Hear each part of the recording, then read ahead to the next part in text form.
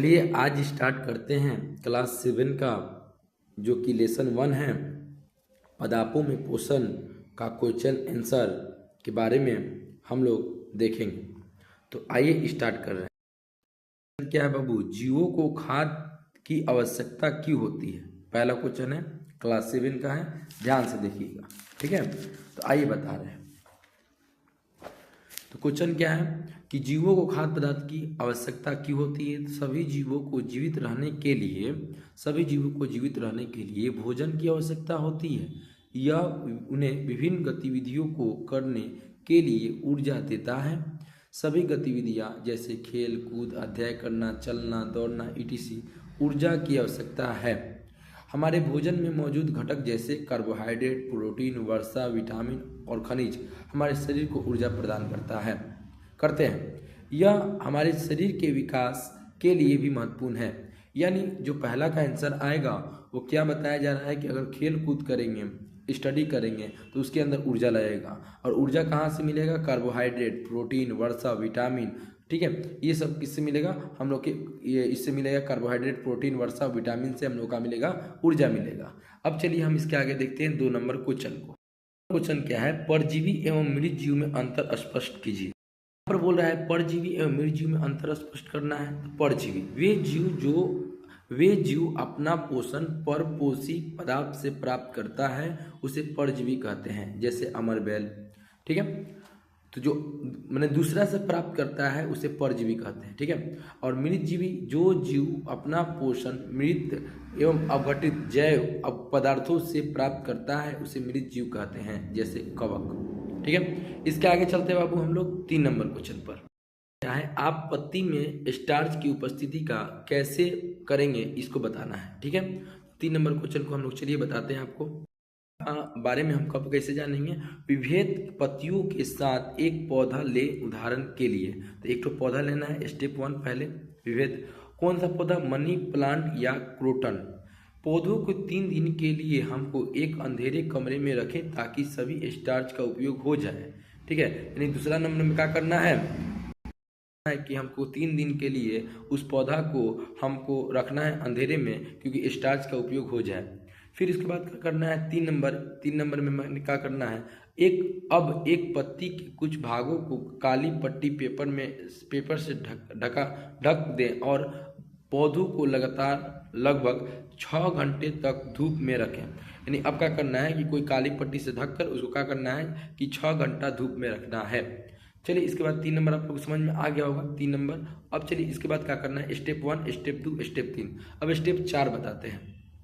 पौधों से पत्ती को अलग करें और उसमें कुल क्षेत्र को चिन्हित करें और चिन्हित कागज की एक शीट का उसका आकार बना लें। ठीक है, फिर कर लेना है। कुछ मिनट के बाद पत्ती को उबले पानी में पत्ती में डुबा देना है। यानी क्या हो गया? स्टेप 4 में करेंगे। फिर स्टेप 5 में ये काम करेंगे। स्टेप 6 में इसके बाद एल्कोहल के बीकर में डुबा दें। स्टेप 6 में करना है। स्टेप 7 में उपरोक्त बीकर को ध्यान से पानी के बर्तन में डालकर गर्म करके एल्कोहल में उबलने ना दें। अब इसके बाद करना है, यानी 6 के बाद क्या करना है? 7वां स्टेप में करना है। इसके बाद क्या करना है? 8वां बार में अब पत्ती को आयोडीन के घोल में कुछ मिनट के लिए डुबाएं। आयोडीन के घोल में घुमाना है। ठीक है, ये कितना है? 8वां बार, 8वां स्टेप में करना है। फिर पत्ती के बाहर निकले और आयोडीन को घोल को धोएं। ठीक है, 9वां स्टेप में करना है। 10वां स्टेप में आप देखेंगे कि पत्ती में विभिन्न क्षेत्र में स्टार्च की उपस्थिति दिखाई देने लगती है। इसके बाद आपको यहाँ पर स्टार्च प्राप्त हो जाएगा और स्टार्च दिखने लगेगा स्टेप 10 में। ठीक है, तो आप लोगों को समझ में आ गया होगा 3 नंबर क्वेश्चन जो कि लाइन मैंने आपको बताया है। 5 नंबर क्वेश्चन किसी भी, ठीक है, यानी ना 4 नंबर क्वेश्चन, 3 नंबर देखे थे, 4 नंबर। हर एक पदार्थों में खाद का संश्लेषण कैसे होता है इसको बताना है। 4 नंबर क्वेश्चन है, आइए बताते हैं। पौधों में खाद का संश्लेषण का प्रक्रम को बताना है। पौधों में भोजन का संश्लेषण पत्ती में होता है। पौधे में भोजन कहाँ बनता है? पत्ती में। इसलिए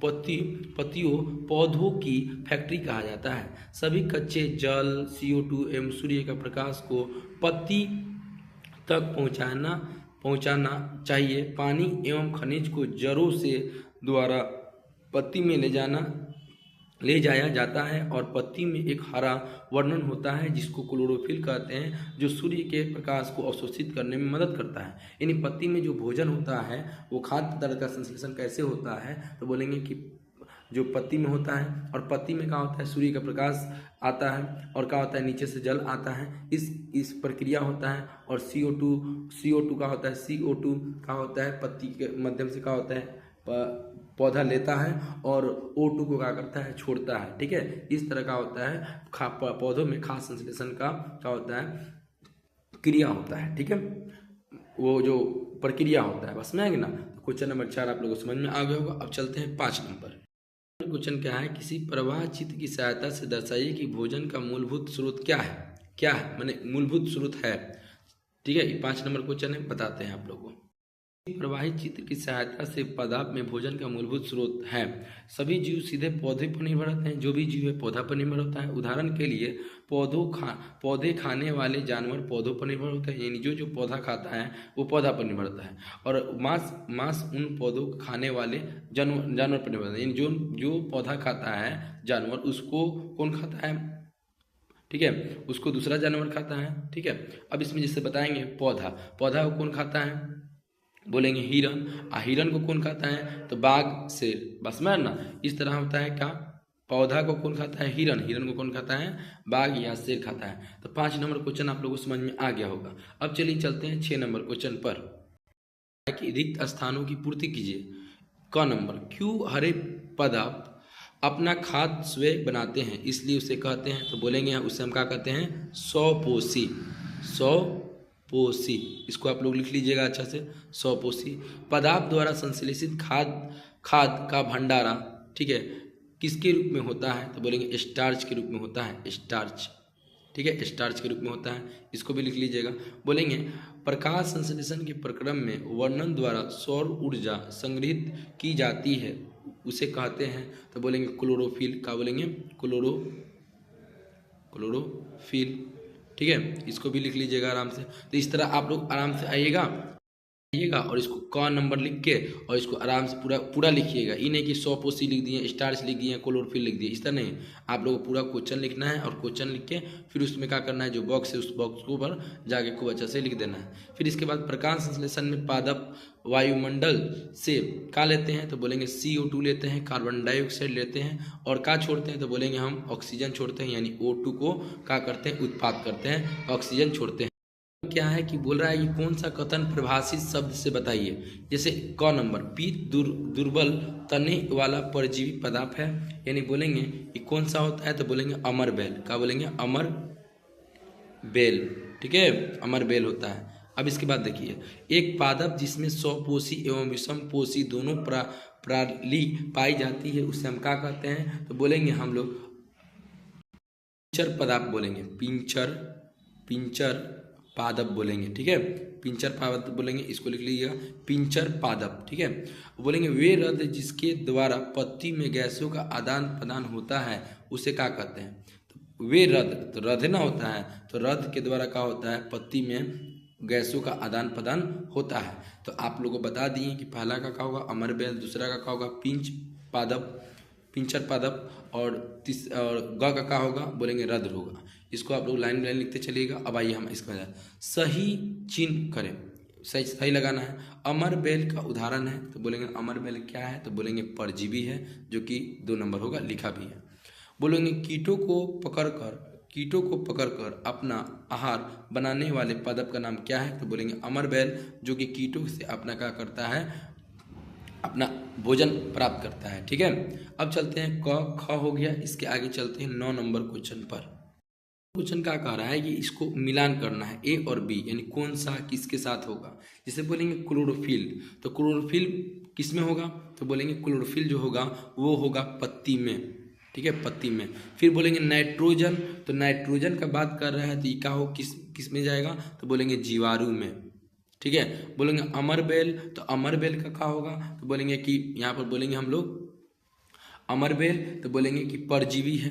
क्या बोलेंगे, परजीवी, यानी कि 5 नंबर में जाएगा। ठीक है, फिर बोलेंगे कि जंतु, तो जंतु, तो जंतु क्या है, तो इस किस में जाएगा, तो बोलेंगे परपोषित में, परपोषित, ठीक है, जंतु जाएगा। कीटभाक्षी, ई किस में जाएगा, तो बोलेंगे पिचर पादप में, ठीक है, 3 नंबर। इसको आप मिलान कर लीजिएगा, अच्छा से लिख लीजिएगा, ठीक है। अब इसके बाद चलते हैं हम लोग 10 नंबर क्वेश्चन पर, ठीक है। पहला बोल रहा है कि प्रकाश संश्लेषण में कार्बन डाइऑक्साइड मुक्त होता है, नहीं, ऑक्सीजन मुक्त होता है, ठीक है। तो हम इसको क्या बोलेंगे, ये क्या है, सत्य है कि असत्य, तो बोलेंगे असत्य, असत्य है, ठीक है। फिर बोलेंगे कि ऐसे पादप जो अपना भोजन स्वयं संश्लेषित करते हैं उसे मृतजीव कहते हैं, नहीं भाई, ऐसे पादप जो अपना भोजन खुद बनाते हैं उसे हम क्या बोलते हैं, स्वपोषी कहते हैं, ठीक है, मृतपोषी नहीं कहते हैं, मृतजीवी नहीं कहते हैं, ठीक है। ऐसे पादप जो अपना भोजन स्वयं संश्लेषित करते हैं उसे हम मृतजीवी नहीं कहते हैं, ये असत्य है, इसको बोलते हैं हम लोग, इसका नाम जो है वो क्या है, स्वपोषी है। इसके बाद प्रकाश संश्लेषण में प्रोटीन का उत्पादन नहीं होता है, सही बात है, इसमें प्रोटीन नहीं बनता है, ये क्या है, सत्य है, ठीक है। प्रकाश संश्लेषण में सौर ऊर्जा रासायनिक ऊर्जा में रूपांतरण हो सकता है, ये भी सत्य है, हाँ, सौर ऊर्जा रासायनिक ऊर्जा में बदलता है, ये सत्य है। इन दुगो असत्य और दुगो सत्य। अब चलिए 11 नंबर क्वेश्चन चलते हैं। बोल रहा है कि पादप के किस भाग द्वारा प्रकाश संश्लेषण कार्बन डाइऑक्साइड ली जाती है, तो हम बोलेंगे रद्द द्वारा क्या होता है, कार्बन डाइऑक्साइड लिया जाता है। वायुमंडल से जिस भाग द्वारा पादप कार्बन डाइऑक्साइड प्राप्त करते हैं वो क्या है, तो बोलेंगे पत्ती, क्या बोलेंगे, पत्तियां हैं, ठीक है। घ नंबर हो जाएगा, तो आप लोग को मालूम हो गया होगा कि 12 का घ होगा और 11 का क्या होगा, ख होगा, ठीक है। और यहाँ पर सत्य, सत्य, असत्य, असत्य, इसको अच्छा से आप लोग लिख लीजिएगा, ठीक है। आप लोगों को पूरा क्वेश्चन समझ में आ गया होगा, ठीक है। अब इसके आगे हम लोग लेसन 2 प्राणियों में पोषण के बारे में हम लोग स्टडी करेंगे और इसका क्वेश्चन आंसर करेंगे। तो आज के लिए बस इतना है।